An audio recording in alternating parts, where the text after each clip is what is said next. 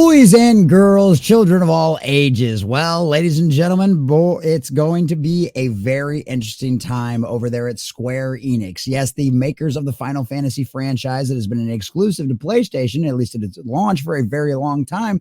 Not only have they officially announced now that they will no longer be doing exclusives with PlayStation anymore, but now they have announced that they are going to be doing massive cutbacks to their US and European teams. Now, the real question is this is a way to purge a lot of their employees from the United States and from their European teams that have caused a lot of their backlash with the fans. Obviously, many people are very well aware of all of the Tifa controversy that happened with her getting her outfit a little censored, let's just say it that way, drastically changed from what the original version was, based on some kind of nonsense, obscure lore from a book that they guarantee you the people out there crying and whining about it did not even read in any way, shape, or form. Well, all of that has turned into a little bit of a disastrous dumpster fire for their latest Final Fantasy game, because although it was a PlayStation exclusive launch, which of course does limit its profitability and its platforms that it can be on, well, they've officially announced, Square Enix has even announced the fact that it came in under expectations. Well, ladies and gentlemen, under expectations, we know is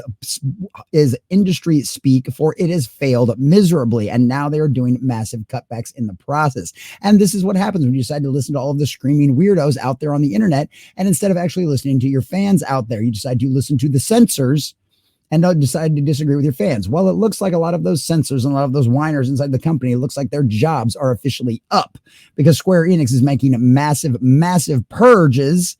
And boys and girls, it's probably rightly deserved, because they decided to listen to the wrong people, listen to a lot of the weirdos out there on the internet, and now Square Enix is suffering the consequences for it. So we're going to check out this article from About Eating Comics, get into all the juicy details, and see exactly how many of these cuts and what kind of drastic reductions we are truly going to see. But before we do, if you do enjoy our content, hit that like button, subscribe, or follow if you have not already, and make sure you join us for a very special, very first inaugural live stream now that we are monetized on the Common Nerds channel for our birthday stream on May 16th, this coming up Thursday. Make sure you do not miss it. It'll be over here on it'll be on all of our different channels, but primarily we'll be hanging out over on the new Common Nerds channel.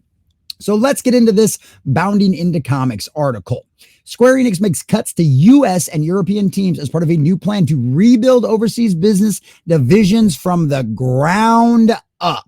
Now, I wonder why they need to rebuild it from the ground up. I don't know. Maybe it's because they've got a bunch of weirdos inside of their company that have been damaging their brand for the last few years. As part of a new plan to right their ship after a particularly disastrous financial year, Square Enix has announced that they will soon be taking steps to rebuild their US and European divisions from the ground up, beginning reportedly by making major staffing cuts to said overseas teams.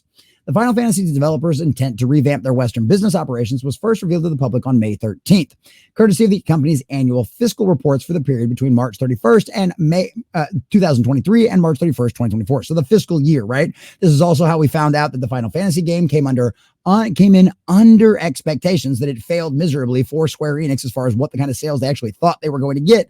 That's never a good thing. So guess what? They, unlike a lot of these other companies who decide to double down on the insanity, they're actually trying to course correct and right their own ship.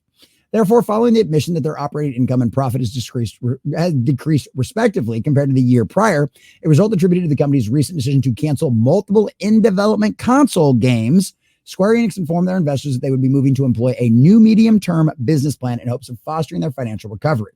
Notably, while the above members take into account all of Square Enix's divisions, amusement, publication, merchandising, and digital entertainment, i.e. video games, their digital entertainment arm was the only one that failed to increase its performance over the last year, with the segment's operating income decreasing a total of almost 40% from the prior fiscal year due to alleged higher development costs, amortizations, and advertising expenses, as well as higher content valuation losses versus the previous fiscal year. What does all of that mean? That means that all of the censoring they did for the Final Fantasy game, all the changes they'd made, for all of the little wokey psychopaths out there decided to scream their heads off, and Square Enix actually listened to them, going back and making those changes, plus all the marketing costs, plus the development and everything else, caused this game to massively fail. It cost them way more money than they made on it.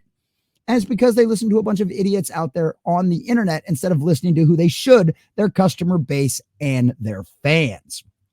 This plan, they explained, would see them work to achieve 4 specific goals, including focusing themselves on the development titles, delivering fun. What a strange concept in the modern era. Shifting their video games plans to a multi-platform strategy. Bye-bye, Sony. Allocating a maximum of 100 billion yen for total strategic investments, growth investments, or shareholder returns over a 3-year period, and rebuild overseas business divisions from the ground up.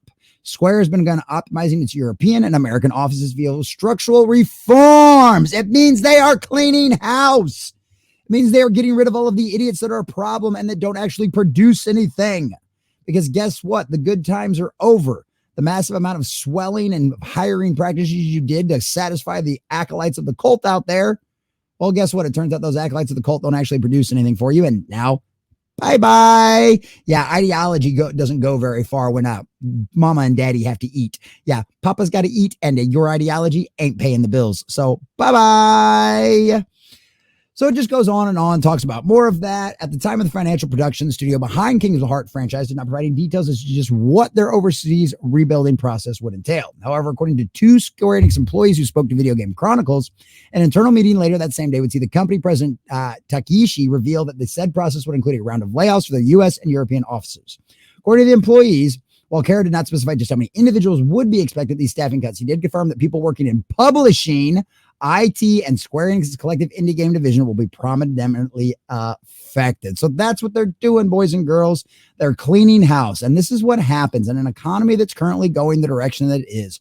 When money is tight for absolutely everyone, everywhere, it's time to cut costs. It's time to cut back on things. It's simply time to eliminate as many of the people that are causing problems inside of your house. And you know what?